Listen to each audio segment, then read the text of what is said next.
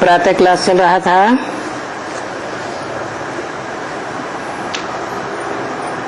एक 11/1966 दूसरे पेज के अंतिम लाइन में बात चल रही थी। सिर्फ ऐसे नहीं कहना है कि हे पतित पावन आओ, लेकिन साथ में ये भी कहना है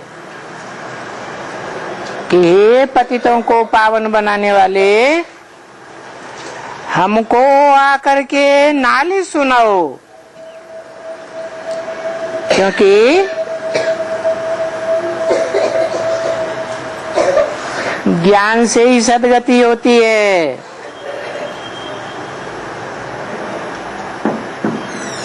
अज्ञान से दुर्गति होती है।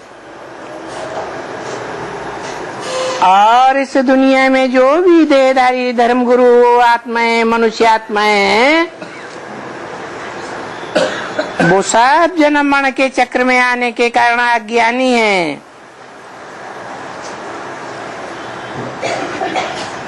तो हे परमपिता परमात्मा,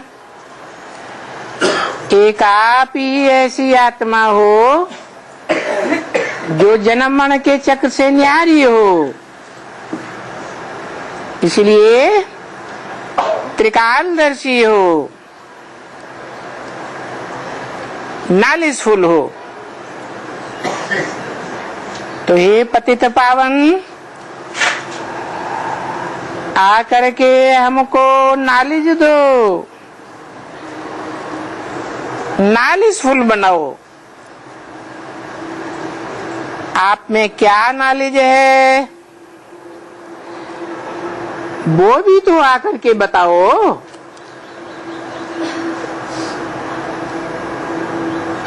पतित आत्मा को पावन आत्मा बनावेंगे,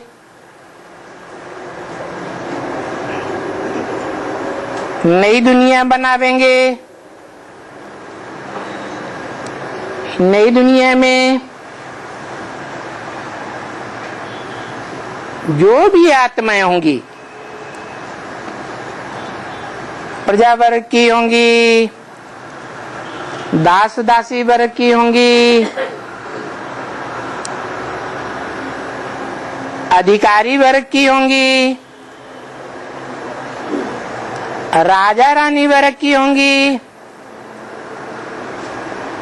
वो सभी तो पति से पावन बनेंगी ना। परंतु राजयोग की गहराइयों को वो ही सीखेंगी जो पूरी क्या होंगी, नॉलेजफुल होंगी। इसलिए हे पतित पावन, आकर के हमको नॉलेजफुल बनाओ।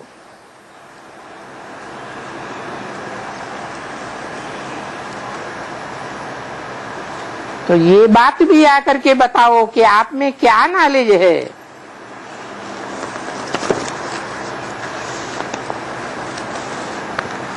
वो नॉलेज भी तो साथ में आना चाहिए।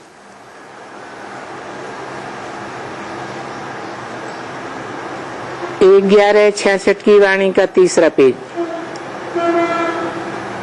अच्छा, ये भी कहते हैं पतित पावन, फिर नॉलेजफुल भी कहते हैं, फिर और भी कहते हैं कि हमारा दुख हरो और सुख दियो।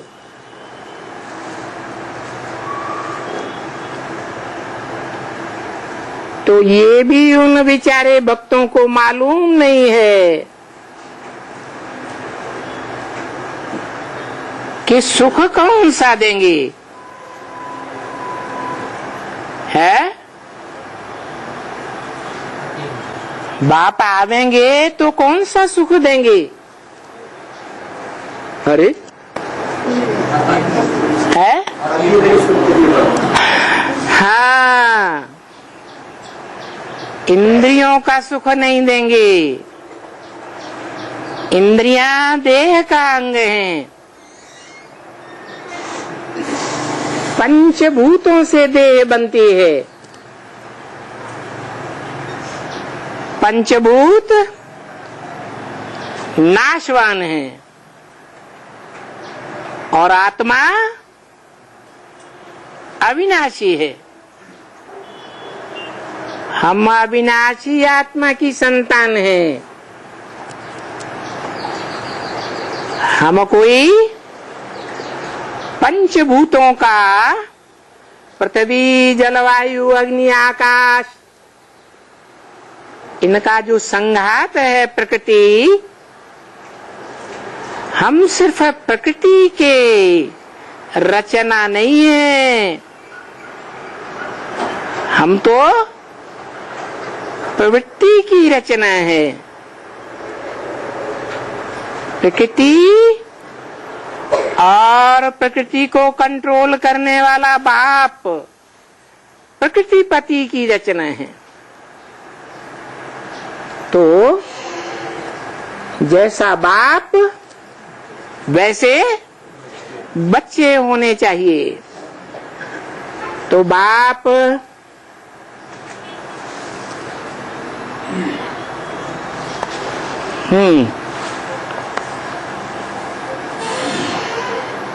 बाप देह से परे है। उसको देह है ही नहीं। उनकी आत्मा का ही नाम शिव है। और हम बच्चे आत्मलोक से जब इस दुनिया में आते हैं तो पंचभूतों की दुनिया में आ जाते हैं। प्रकृति की दुनिया में आ जाते हैं। तो प्रकृति के पंचभूतों के संग के रंग में आते हैं।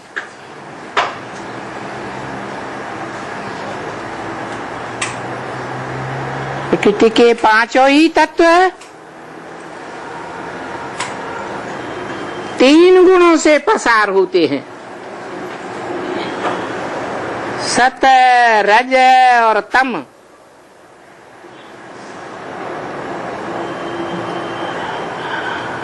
हम मनुष्य आत्माएं भी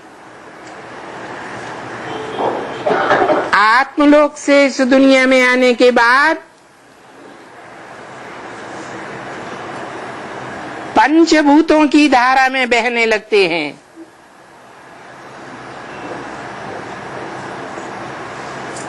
हमारी भी ये स्थिति होती है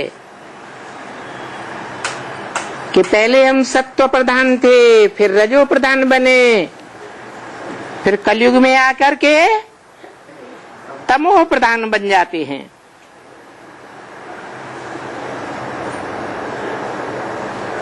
फिर बाप आकर के हमको सत्व प्रधान बनाते हैं। सतो प्रधान दुनिया के लिए सत्व प्रधान बनाते हैं। हम बच्चों का ऐसा रूहानी संगठन तैयार करते हैं जिनके वाइब्रेशन मात्र से ये प्रकृति के पांच तत्व भी सात्विक बन जाते हैं। लेकिन ये उन्हीं बच्चों के द्वारा होता है जो बच्चे नॉलेजफुल बनते हैं।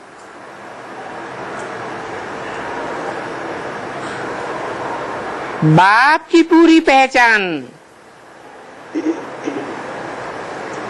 बाप की रचना की पूरी पहचान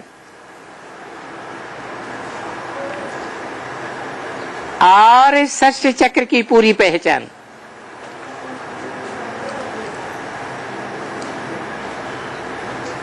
तो जिनको पूरी पूरी पहचान होती है वो राजयोग सीख करके राज परिवार में आ जाते हैं, क्योंकि भगवान ही आकर के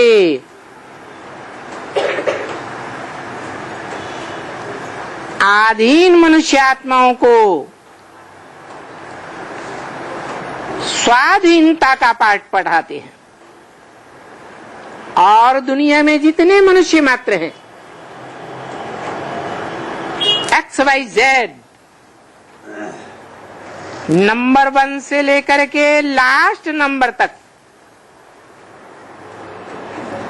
स्वाधीन बनाते हैं या अधीन बनाते हैं? आधीन बनाते हैं। एक बेहद का आत्माओं का बाप ही है जो सदैव स्वाधीन रहता है। इस पतित दुनिया में पतित मुकर्रर रथ में आता है तो भी किसी के अधीन नहीं होता।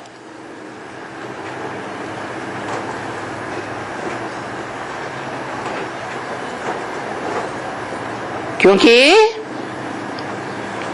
वो सदैव स्वस्थिति में स्थित रहता है, इसलिए स्वाधीन रहता है। और हम मनुष्य आत्माएं भगवान बाप के आने के बावजूद भी क्या सदैव स्वस्थिति में रहती हैं? आत्मिक स्थिति में रहती हैं? अपना अपना प्रयास अलग अलग है।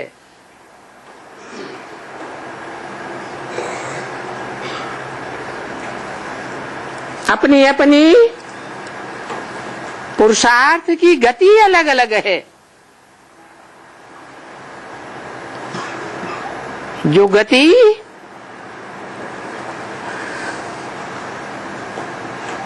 पूर्व जन्मों से कनेक्टेड है,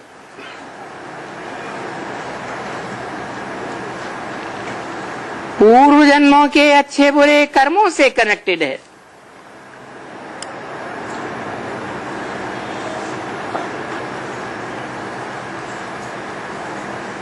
भगवान तो पुनर्जन्म में आता ही नहीं।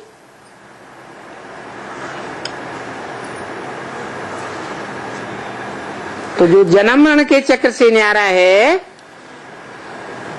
वो सुख दुख से भी न्यारा है। हम जन्म मरण के चक्र में आते हैं तो सुख दुख में आते हैं।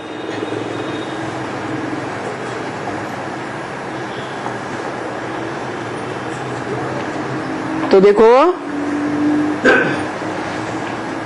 किसी को मालूम नहीं है तुम बच्चों के सिवा है कि भगवान आप आकर के कौन सा सुख देंगे। इंद्रियों का सुख देंगे या इंद्रियों से अतीत का सुख देंगे? उसे इंद्रियां है ही नहीं, उसको अपनी देह ही नहीं है। तो जिसके पास जो होगा वो ही तो देगा ना। धनवान क्या देगा? धन देगा।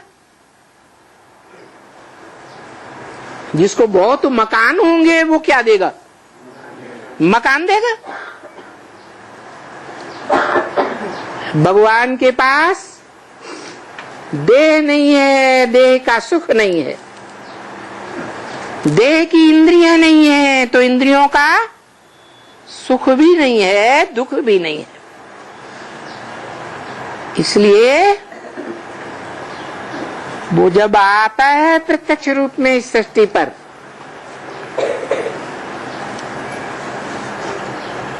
जिसकी यादगार है महाशिवरात्रि, तो आते ही 1 सेकंड में राजा जनक के मिसल सदगति दे देता है। 1 सेकंड में मुक्ति, जीवन मुक्ति। मुक्ति अर्थात दुख दर्दों से छुटकारा, और जीवन मुक्ति अर्थात जीवन भी रहे, और जीवन के रहते रहते भी, जीवित होते हुए भी दुख दर्दों से छुटकारा मिल जाए। ऐसे नहीं कोई सतयुग आ जाता है, नहीं। एक्यूरेट सतयुग आने से पहले ही जीवन रहते रहते ही दुख दर्दों से छुटकारा उनको मिलता है जो ज्ञानवान बच्चे होते हैं। इसलिए बाप कहते हैं, मुझे कौन से बच्चे प्रिय हैं? ज्ञानी तू आत्मा मुझे विशेष प्रिय है।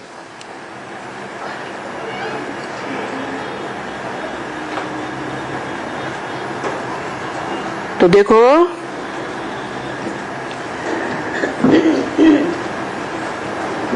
जो और धर्म में कन्वर्ट होने वाली आत्माएं हैं,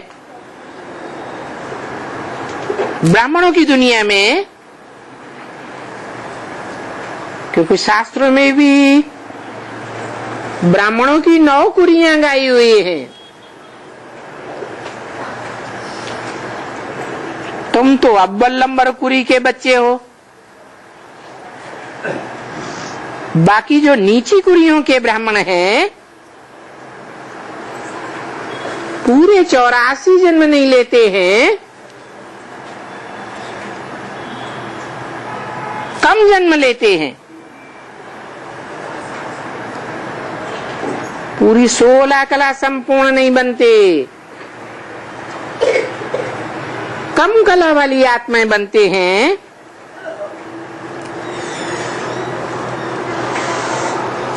उनको फिर ये स्वर्ग का वर्षा नहीं मिलता। कौन सा?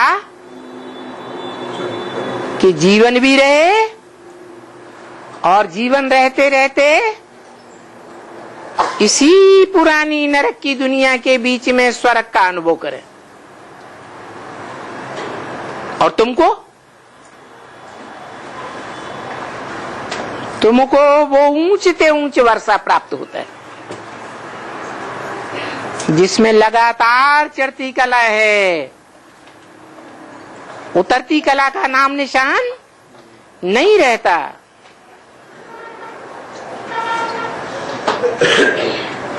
तो जिनको वो ऊंचते ऊंचे सदगति प्राप्त नहीं होती है, उनको फिर बाप के घर में, शांति धाम में स्थान मिल जाता है। लौकिक दुनिया में भी ऐसे देखा जाता है। जो बाप के बच्चे होशियार होते हैं,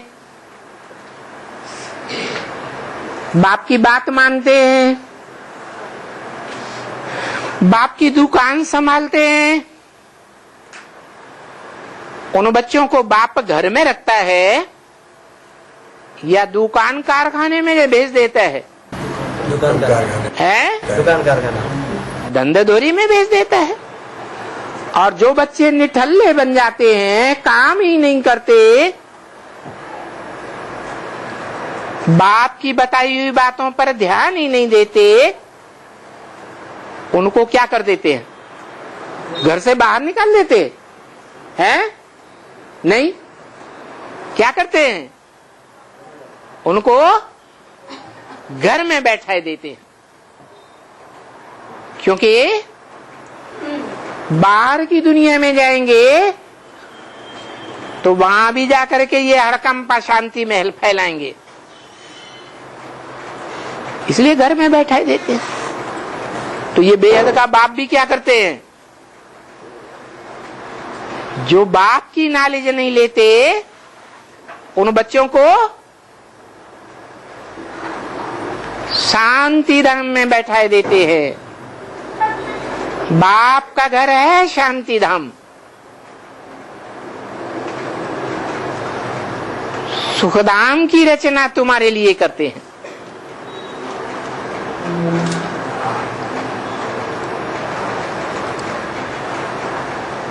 नहीं तो जब सबका बाप एक है, गाते हैं हिंदू मुस्लिम सिख ईसाई सब आपस में भाई भाई, तो एक बाप हुआ ना। तो जब सबका एक बाप है तो सबको जीवन मुक्ति का वर्षा मिलना चाहिए ना, है? कोई को मिले और कोई को न मिले, ऐसा क्यों? तो बाप कहते हैं मैं एक जन्म की जीवन मुक्ति का वर्षा तो सभी को देता हूं।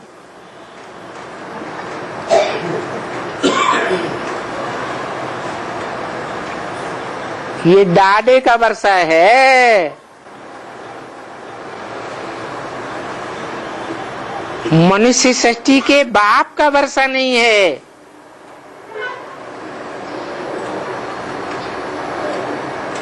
क्या? कौन सा वर्षा? जीवन में रहते कम से कम एक जन्म के लिए सुख का वर्षा, जिसमें दुख का नाम निशान न हो।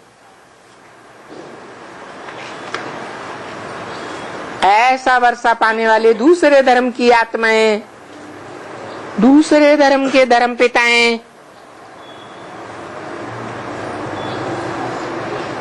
और उनके सभी फॉलोअर्स उसी लिस्ट में आ जाते हैं। कम से कम एक जन्म के लिए एक जीवन को दुखों से मुक्त कर देते हैं। पीछे तो ड्रामा में है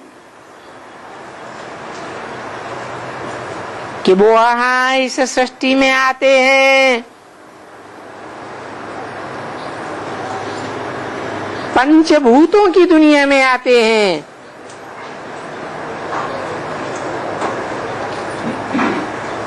अपने अपने निर्दिष्ट फलाने फलाने टाइम पर आते हैं।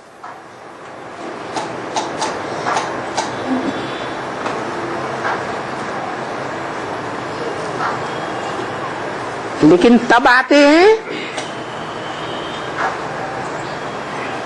जब सृष्टि द्वैतवादी बन जाती है।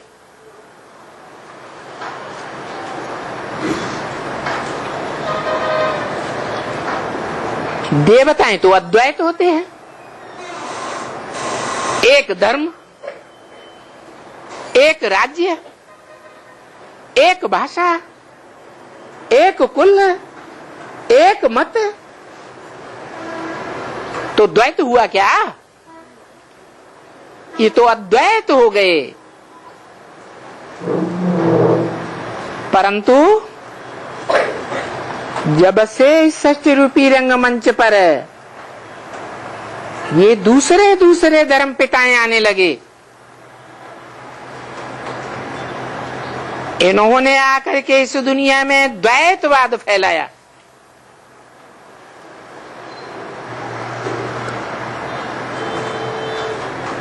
द्वैतवाद का मतलब हाँ जी, तुम बच्चे तो एक ही अद्वैत बाप के बच्चे हो। तुम शूटिंग पीरियड में भी दूसरा पिता नहीं बनाते, एक से सुनते हो, एक से ही जन्म लेते हो।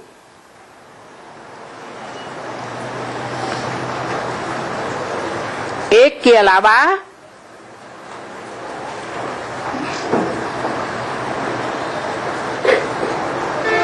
कोई दूसरी तुम्हारी माता भी नहीं होती और पिता भी नहीं होता। लेकिन और धर्म में कन्वर्ट होने वाली जो आत्माएं हैं, खासकर भारतवासी ही कन्वर्ट होते हैं। वो भारतवासी जो भगवान बाप के आने पर संगम युगी दुनिया में द्वैतवाद की शूटिंग कर देते हैं। एक बाप की बातों को न मान करके, एक पर विश्वास न करके, एक पर सदाकाल का निश्चय न पैदा करके औरों की गिरफ्त में आ जाते हैं।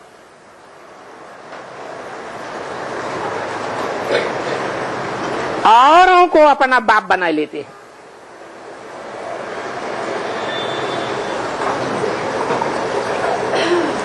उन्हीं से ज्ञान सुनते हैं।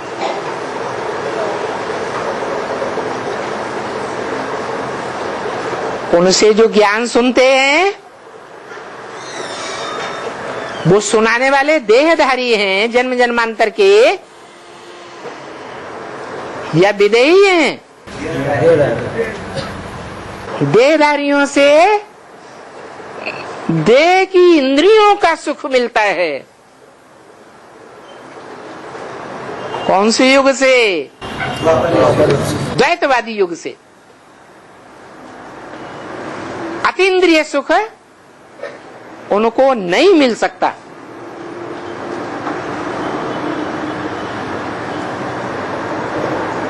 इसके अलावा जो भी और धर्मों में कन्वर्ट होने वाले 8 कुरी के नीचे ब्राह्मण हैं, उनकी संख्या दिनों दिन, रात दूनी रात चौगुनी बढ़ती जाती है, द्वापर से लेकर के कलयुग अंत तक। तो संसार का वातावरण दैहिक वातावरण बनेगा या आत्मिक स्टेज वाला बनेगा? है दैहिक बनता है। पंचभूतों का वातावरण बनता जाता है। ये सारी दुनिया के मनुष्य मात्र भौतिकवादी बनते जाते हैं।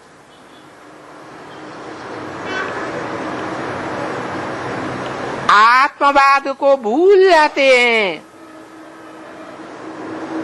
और पंचभूतवादी, भौतिकवादी बन जाते हैं।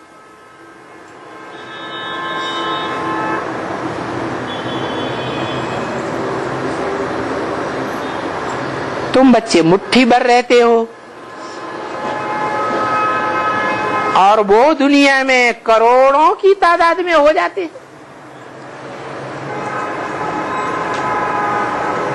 जो आत्माएं ऊपर से भी उतरती रहती हैं और जो ऊपर से नीचे उतर आई, उनमें भी वृद्धि होती रहती है जन्म बाई जन्म। और जो देव आत्माएं थी मुट्ठी भर,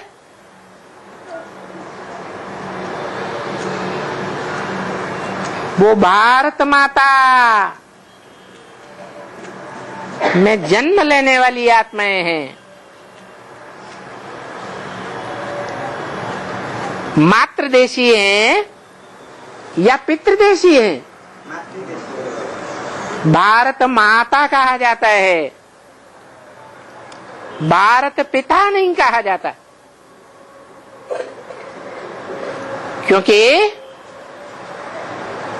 आत्माओं का बेहद का बाप जिस तन का आधार लेते हैं पहले वो भी माता हुआ या पिता हुआ? माता हुआ। वो भी माता हो गया। फिर उस माता से कनेक्टेड जो भी आत्माएं हैं, उस माता में वास करने वाली जो भी आत्माएं हैं बुद्धियोग से, वो सब कहाँ की वासी हुई? भारतवासी हुई। नाम ही है भा, ज्ञान की रोशनी, रत माने लगा रहने वाला। जो मनुष्य सृष्टि का बाप है, हीरो पार्टधारी है, शुद्ध भारतीय है, जिस भारत में बाप आते हैं वो भारत जन्म जन्मांतर वाइब्रेशन से, सत्संकल्पों से, वाचा के आधार पर अथवा कर्मेंद्रियों के किए हुए कर्मों के आधार पर भी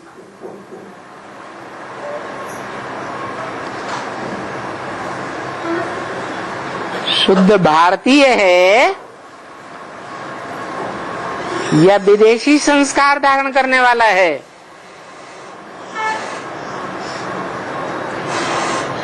क्या है? भारतीय है।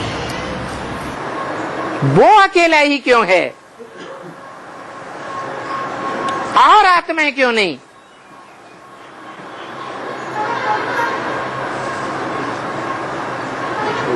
है और आत्मा नंबरवार। हाँ, नंबरवार क्यों चला जाता है बाबा। और आत्माएं नंबरवार क्यों? अपने पुरुषार्थ के अनुसार। उनका पुरुषार्थ में नंबर क्यों बन गया? बाप से पूरा न पढ़ने के कारण। वो अल्लाह अव्वल दीन क्यों बन गया? जो अव्वल नंबर धर्म की स्थापना करने वाला धर्म पिता बनता है। ब्रह्मा का बड़ा पुत्र सनत कुमार कहा जाता है,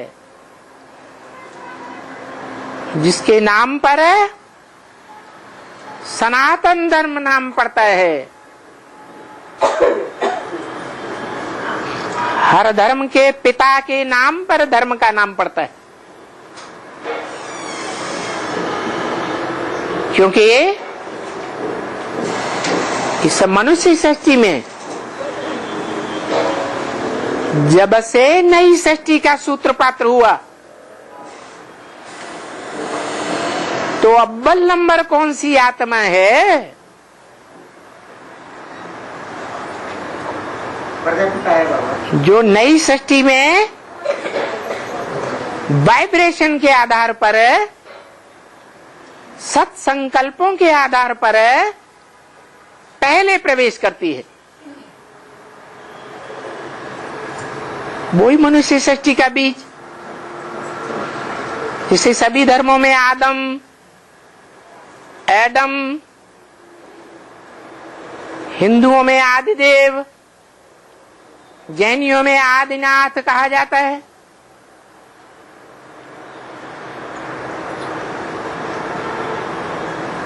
वो अव्वल नंबर पुरुषार्थी है जो सृष्टि के आदि में विष्णु के रूप से परम पद प्राप्त करता है। आदि में सो अंत में भी। जब कलयुग का अंतिम दृश्य आता है और भगवान बाप नई सृष्टि का फाउंडेशन लगाने के लिए परम धाम छोड़ करके इस तामसी सृष्टि पर आता है, तो उस समय भी वो आत्मा विश्वरूप होती है या नहीं होती है? आदि में विष्णु रूप, एकदम सृष्टि के आदि में, तो अंत में भी है। नियम क्या है? जो आदि सो अंत। तो अंत में भी जो पति पत्नी होते हैं एक दूसरे में ऐसे ही समा करके रहते हैं जैसे उनकी पहली पहली रचना ब्रह्मा और सरस्वती।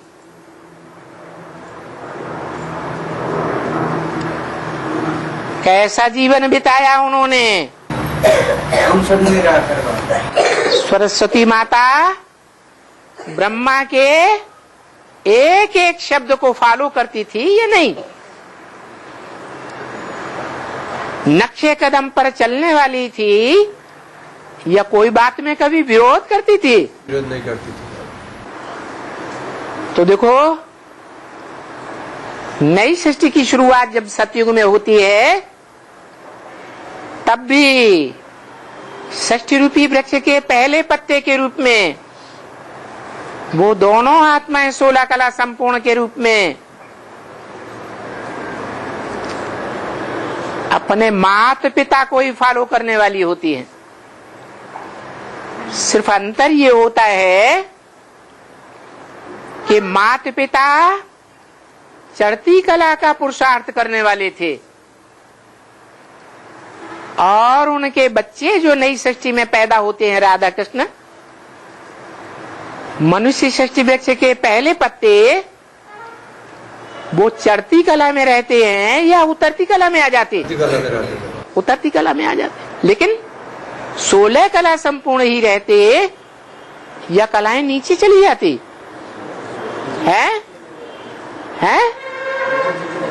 हाँ, कलाएं धीरे धीरे 84 जन्मों में से जो पहला जन्म है उस पहले जन्म के अंत तक कला चौथाई उनकी गिरेगी या नहीं गिरेगी। है 16.25 कला रह जाएगी। उस 15 कला 16 ऊंचाई से जिन बच्चों का जन्म होगा सेकंड नारायण और नारायणी का, वो 16 कला संपूर्ण होंगे या कम कला वाले होंगे। 16.25 कला होगा। तो देखो पीछे पीछे आने वाली जो भी आत्माएं हैं इस षष्ठ रूपी रंगमंच पर, उनकी आत्माओं की शक्ति क्षीण होती जाती है क्योंकि वो फलाने फलाने परवर्ती टाइम पर आती हैं।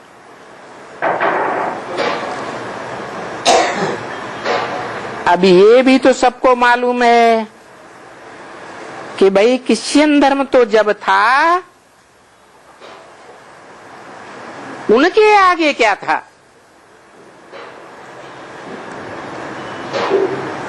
कहेंगे भाई बौद्ध धर्म था।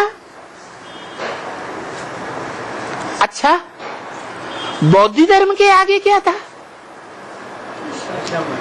भाई इस्लाम धर्म था। अच्छा, फिर उसके आगे क्या था। तुम लोगों को जब समझाना होता है ना तो ऐसा ही समझाइएगा कि इस झाड़ में ऐसा समझाओ,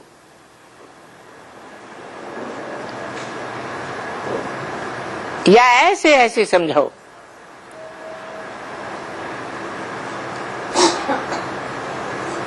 सीढ़ी में 84 जन्मों की ये जो सीढ़ी है,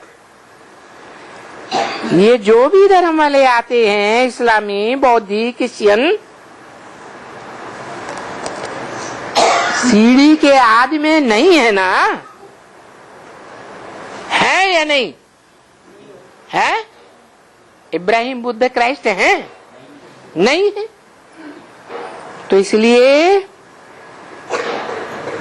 सीढ़ी इस झाड़ के साथ में रखनी है। नहीं तो क्या करते हैं, आगे पीछे कर देते हैं।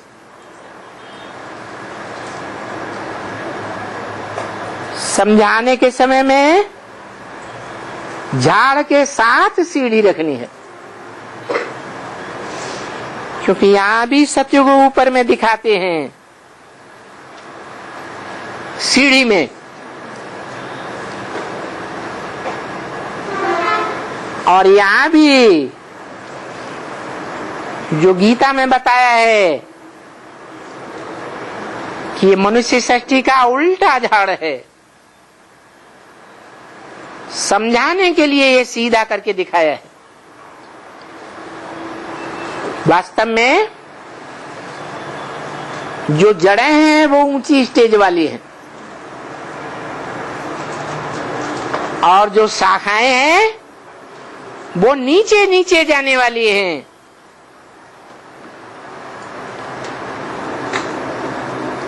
तो सतयुग में ऊपर है देवता धर्म की आत्माओं को दिखाया गया है, वहां लक्ष्मी नारायण का राज्य दिखाते हैं। दुनिया में एक ही राज्य, एक ही राजा, एक ही धर्म होता है, एक ही भाषा। तो वहां सीढ़ी में भी दिखाते हैं, उल्टे झाड़ में भी ऐसे ही दिखाते हैं। तो ये तो समझाया जाता है ना अच्छी तरह से कि देखो अभी ये कलयुग है, और इस कलयुग के बाद फिर पीछे होगा सतयुग।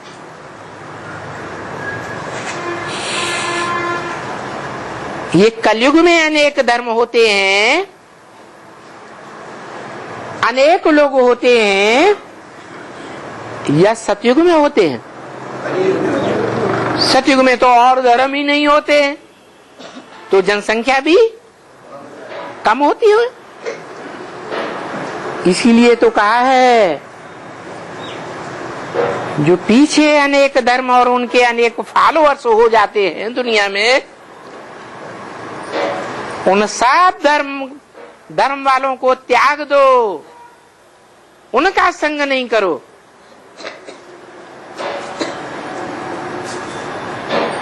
धर्म पिताओं को भी त्याग दो। सर्वधर्मान परित्यज्य, सभी धर्मों को त्याग दो, या कोई को त्यागो कोई को न त्यागो, सभी को त्याग दो। सभी धर्म तामसी बन गए हैं। जो देवी देवता कहलाते थे वो भी अपन को हिंदू कहने लग पड़े। ये देवी देवता सनातन धर्म भी प्रायः लोप हो गया।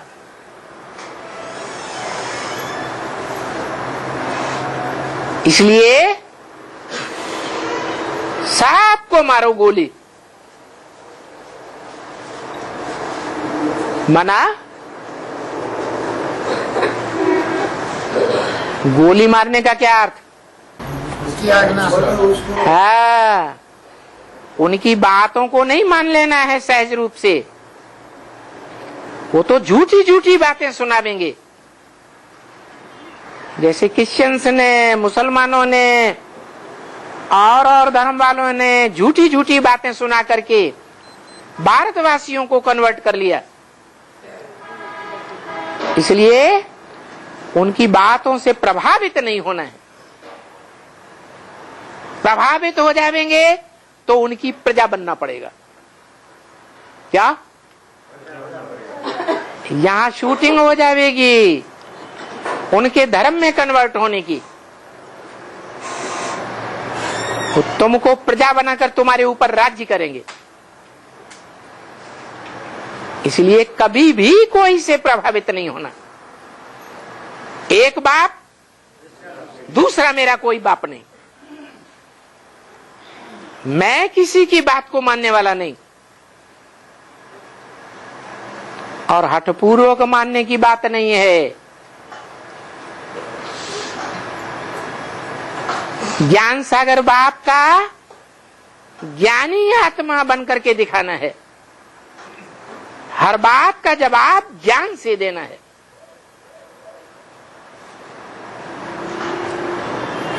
हठ योग से नहीं। तो बताओ कि झाड़ में भी और सीढ़ी में भी पहले पहले सतयुग त्रेता, बाद में होता है कलयुग, नीची स्टेज में। तो जब सत्व प्रधान सृष्टि होती है सत्य युग में, तो थोड़े मनुष्य होंगे या ज्यादा होंगे? सच्चों की संख्या थोड़ी होती है और झूठों की संख्या ज्यादा होती है। तो देखो यहां लिखा हुआ है सतयुग में अंत तक 9 लाख होंगे। क्या? 9 लाख होंगे जो सत्य पर डटी रहने वाली आत्माएं हैं।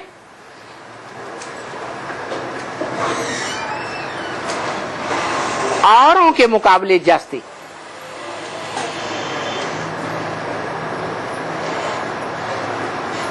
उनकी संख्या 9 लाख। कौन से जन्म की बात है? 8 जन्म की बात है? 8 जन्म की बात। 8 जन्म में 9 लाख है? अरे कितने जन्म में 9 लाख जन्म की बात है? पहले जन्म में 9 लाख। ये हैं पक्के सूर्यवंशी, 16 कला संपूर्ण। तो वहां भी लिख देना चाहिए 9 लाख। झाड़ के चित्र में भी लिखो। जो उल्टा झाड़ है उसमें ऊपर क्या लिखो? पहले जन्म में 9 लाख जनसंख्या। तो सतयुग के आदि में लिखना चाहिए 9 लाख। सतयुग के अंत में, त्रेता के आगे संख्या बढ़ेगी। त्रेता से 1 जन्म पहले कि 9 लाख रहेगी, बढ़ेगी संख्या बढ़ जाएगी। बहुत हो जाएंगी ना। तो लिखत में भी करेक्शन चाहिए। अच्छी तरह से करेक्ट करके लिखो।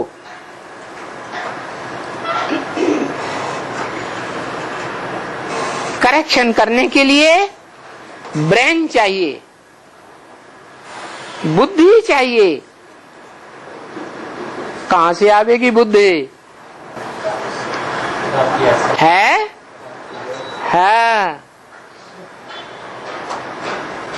देह स्थूल कि इंद्रियां ज्यादा स्थूल है? देह जास्ती स्थूल। इंद्रियों में भी ज्ञान इंद्रिया स्थूल या कर्मेंद्रिया स्थूल? कर्मेंद्रिया स्थूल।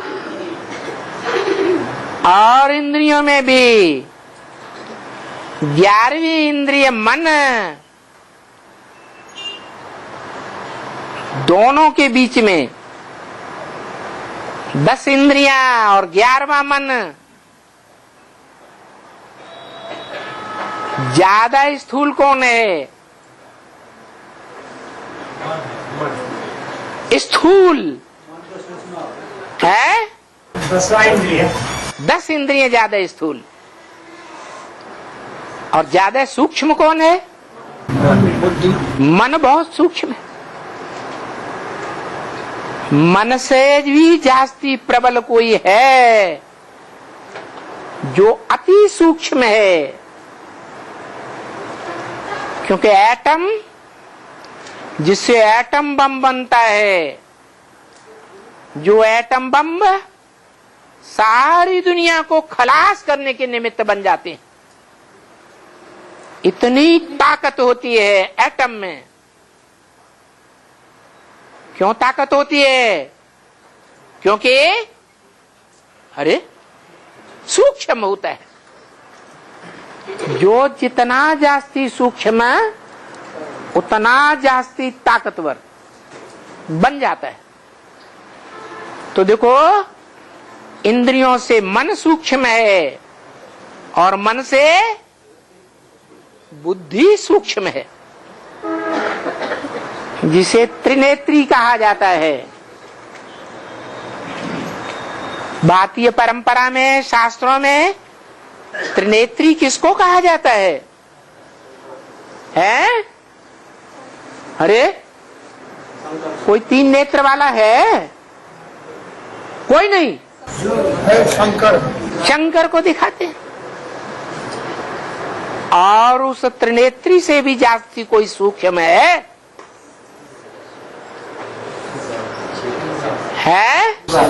शिव बाप, जिसको अपनी देह नहीं है, अपनी इंद्रियां ही नहीं है, जिसको अपना मन ही नहीं है। इसलिए गीता में आया, इंद्रियाणि परान्या हो। इंद्रियां बड़ी प्रबल हैं कंट्रोल करना। कि सहज है कंट्रोल करना इंद्रियों को? है, बड़ी प्रबल हैं। इंद्रियों से मन प्रबल है। इंद्रियेभ्यः परम मनः, मनसस्तु परा बुद्धि।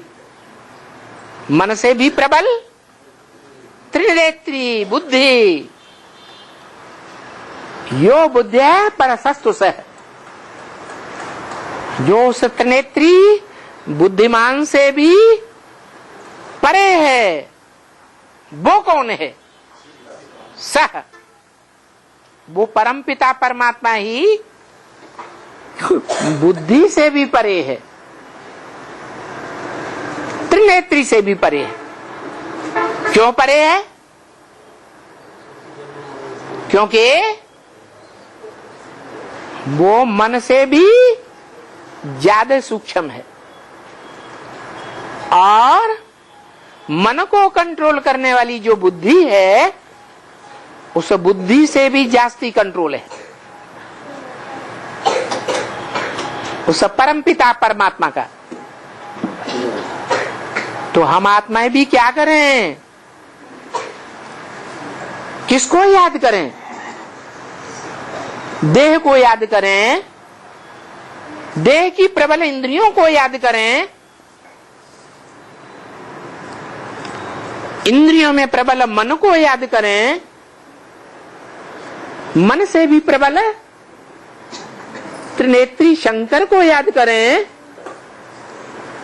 यह त्रिनेत्री शंकर से भी जो प्रबल है, सर्वोपरि, जिसको अपनी देह नहीं है, इंद्रियां ही नहीं है, मन ही नहीं है, उसको कहने के लिए इस संसार में सिर्फ एक ही है जो सदा उसका साथी है। जब इस सृष्टि पर आता है तो और कोई साथ दे या न दे, लेकिन वो एक उसका साथ जरूर देता है। कौन है? त्रिनेत्री। अब सवाल ये है, त्रिनेत्री शंकर को तो शरीर दिखाते हैं, तीसरा नेत्र भी दिखाते हैं, नाक आंख कान सब कुछ पूरा देह दिखाते हैं। तो वो इतना सूक्ष्म कैसे बन जाता है पावरफुल? क्योंकि वो उसी निराकार परम ब्रह्म परमेश्वर है जो सदैव निराकारी, निर्विकारी, निरहंकारी है, उसकी याद में तल्लीन बैठा दिखाया जाता है।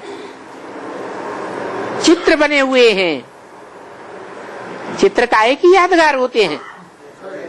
चरित्र की यादगार होते हैं।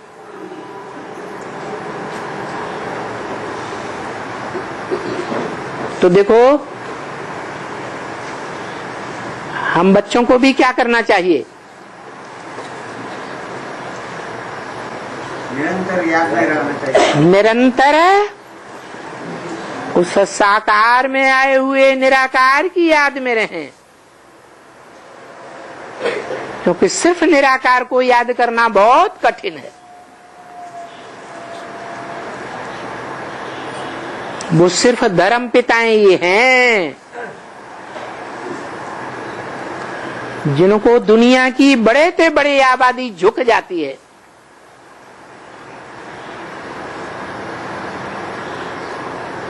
क्योंकि वो सिर्फ निराकार की याद में रहते हैं। कितना भी कठिन रास्ता है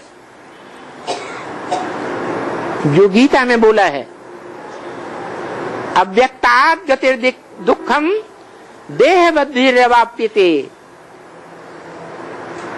जो अव्यक्त गति है, अव्यक्त स्टेज है, वो देहधारियों के द्वारा बड़े दुख पूर्वक प्राप्त होती है। और बड़े बड़े दुख है वो धर्म स्थापन करने वाले धर्म पिताएं ही उठाती है। धर्म की धक्का खाने की सबसे बड़ी हिम्मत कौन करते हैं? धर्म पिताएं या उनके फॉलोअर्स हैं? धर्म पिताएं करते हैं। लेकिन वो धर्म पिताएं भी अपन को भगवान मानते हैं क्या? है? वो भी गॉड फादर कोई और को कहते हैं, अल्लाह मियां कोई और को कहते हैं। परंतु वो जानते नहीं है कि जो अल्लाह ऊंचे से ऊंचे है, वो इस संसार में आकर के ऊंचे से ऊंचे कार्य करके जाता है। क्या ऊंचे से ऊंचे कार्य करता है जो और कोई मनुष्य मात्र, कोई धर्म पिता, कोई धर्मात्मा नहीं कर पाता है? है?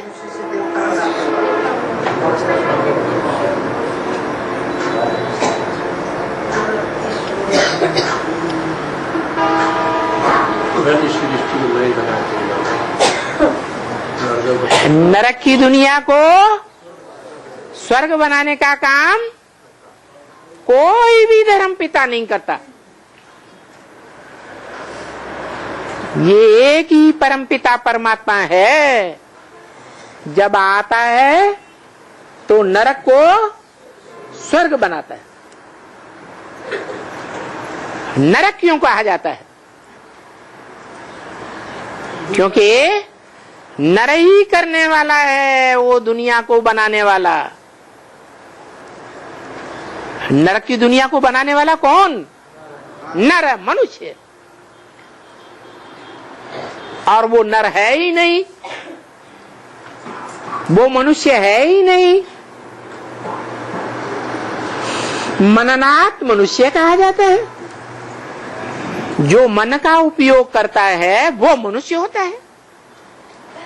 जानवर, पक्षी, कीड़े मकोड़े कोई मन का उपयोग थोड़े ही करते हैं। संकल्प विकल्प करते हैं क्या? नहीं करते। तो मनुष्य कहा जाता है मन का उपयोग करने के कारण। और भगवान मन का उपयोग नहीं करता, क्योंकि उसको मन है ही नहीं।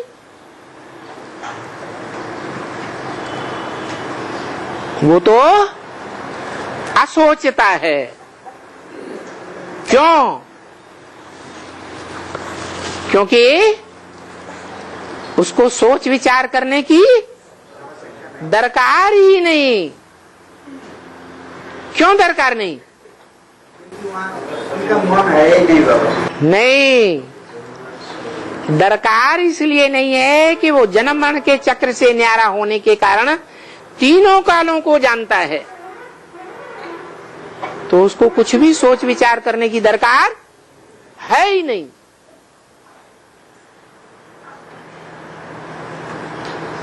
तो जो मन से भी परे है और मन को कंट्रोल करने वाला शिव है कि कोई दूसरा है? मन को, जिसको मन है ही नहीं, उसको मन को कंट्रोल करने की दरकार है नहीं। उसको मन ही नहीं है तो क्यों कंट्रोल करेगा? फिर कौन है? बुद्धि है। है बुद्धि है बाबा। हाँ, त्रिनेत्री। तीसरा बुद्धि का नेत्र जो कहा जाता है वो ही एकमात्र शंकर है, जो मनरूपी बैल कहो, मनरूपी घोड़ा कहो,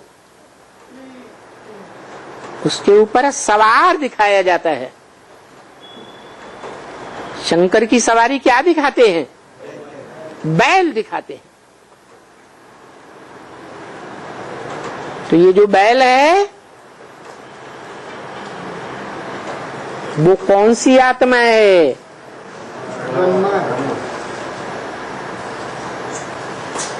उसको मन कहो, उसको दिल कहो।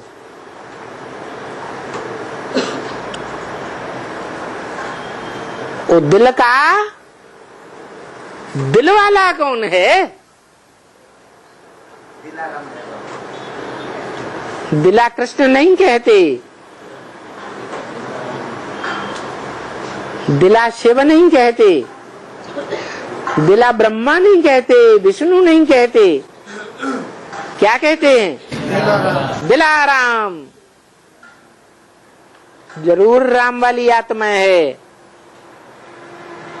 जो दिल कहो, मन कहो, उसको कंट्रोल करके रखता है। और जब मन कंट्रोल हो जाता है तो 10 इंद्रियां आराम से कंट्रोल हो जाती है।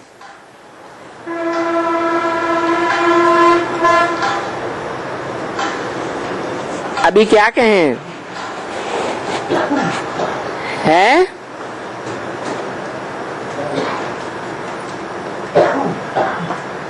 सतयुग में जो लक्ष्मी नारायण का राज्य है,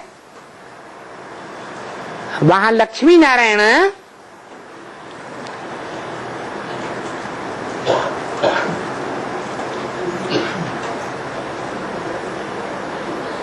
मन के कंट्रोलर हैं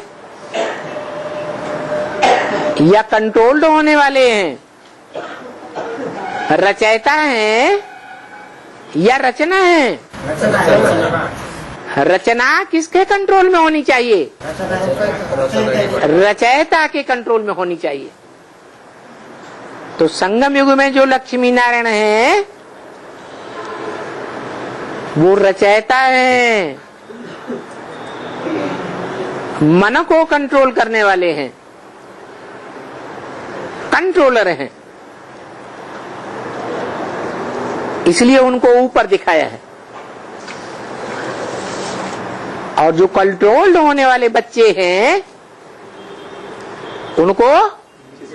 उनको नीचे दिखाएंगे। वो है नर से नारायण बनने वाले, और वो नर से डायरेक्ट उसी जन्म में नारायण नहीं बनते। उनके बच्चे अगले जन्म में नर से प्रिंस बनते हैं, और प्रिंस बड़ा होता है तो अपने बाप से राज्य प्राप्त करता है, तब नारायण बनता है। तो वो भी झाड़ में भी दिखाना चाहिए आदि में, उल्टे झाड़ में, और सीढ़ी में भी दिखाते हैं। तो ये अच्छी तरह से समझाया जाता है कि देखो कि सतयुग में थोड़े मनुष्य होंगे, बाद में संख्या दिन दूनी रात चौगुनी बढ़ती।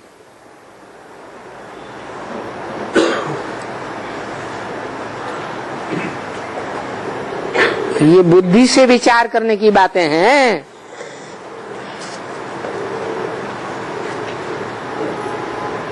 बुद्धि विस्तार में जाने वाली भी हो और बुद्धि सार में भी जाने वाली हो। जब सार में जाएगी तो क्या रूप होगा? है ज्योति बिंदु। और विस्तार होगा तो 84 जन्मों का भी ज्ञान आ जाएगा।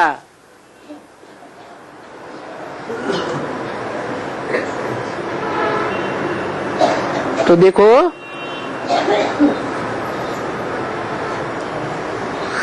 बुद्धि का भी तो बाप देते हैं ना।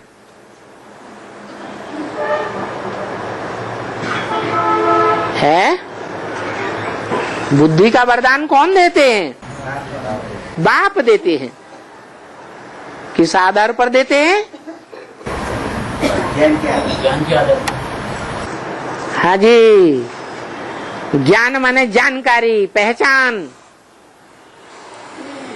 जो जितना गहराई से बाप को पहचाने। कौन से बाप को पहचाने? आत्माओं के बाप ज्योति बिंदु को पहचाने।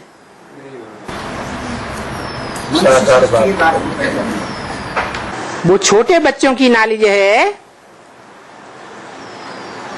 या बड़े सगीर बच्चों की नॉलेज है? ये छोटे बच्चों की नॉलेज है जो ब्रह्मा बाप के द्वारा दी गई। ज्ञान चंद्रमा ब्रह्मा के द्वारा चंद्रवंशियों को दी गई।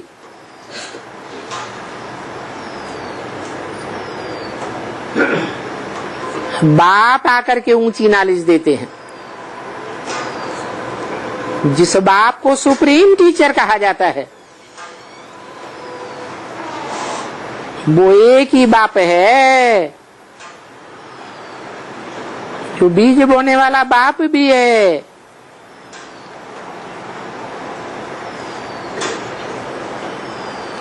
पालना देने वाली माता भी है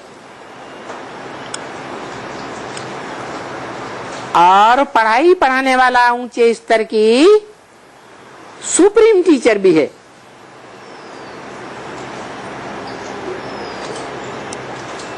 और मन बुद्धि को सदगति देने वाला सदगुरु भी है। साथ साथ मुक्ति जीवन मुक्ति का वर्षा देने वाला बाप भी है अंत में।